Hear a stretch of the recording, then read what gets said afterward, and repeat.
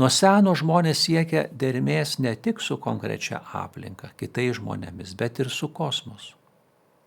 Iš kur kyla toks troškimas? Gal šiuo metu tavo santykiai su draugais ir šeima yra puikus. Vis dėlto jauti, kad kažkas iki galo nėra pasiekta, kažko dar trūksta. Tu nori pajusti dermę su tave supančiu pasauliu.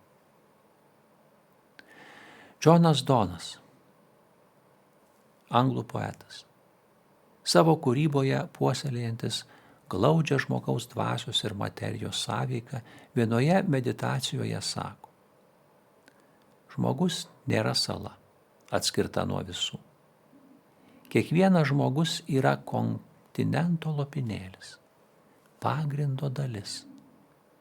Jei jūra nuplautų grumstą, Europa taptų mažesnė.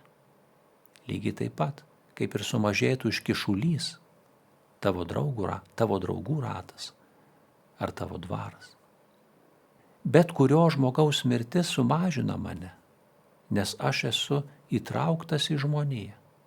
Todėl mums neduota žinoti, kam skamba varpas. Jis skamba tau. Poetas išreiškė žmonijos vienybės idėją.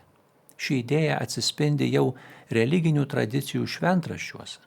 Senovės išmintis moko, kad visi esame viena šeima.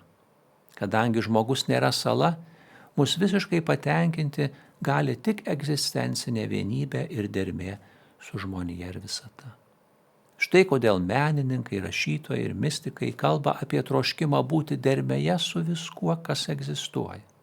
Ne tik taikoje su savimi, šeima, draugais ir žeme, bet dermėje su visu kosmosu. Tai tobulų namų troškimas. Šio troškimo išsipildymo vaisiai – džiaugsmas, meilė, vienybė, taika, ramybė. Iš kur kyla harmonijos su visa kūrinyje, anot poeto Mirkėjaus Eliado, šventosios karalystės troškimas? Kodėl trokštame to, kas gali būti ne šio pasaulio džiaugsmas, meilė, vienybė, taika, ramybė? Kodėl ilgimės to, ko šis ribotas pasaulis negali duoti? Kas yra tas kitas, giliausių troškimų šaltinis? Kieno dėka tiesiame tiltą per prarają tarp savęs ir kito, pranokstančio pasaulio ribas? Ar tas kitas taip pat tiesia tiltą tarp savęs ir mūsų? Jei taip, tai tobulų namų nuojauta ir ilgesys toliau atskleidžia mūsų sąsają ir buvimą dvasinėje, pranokstančioje šio pasaulio ribas karalystėje.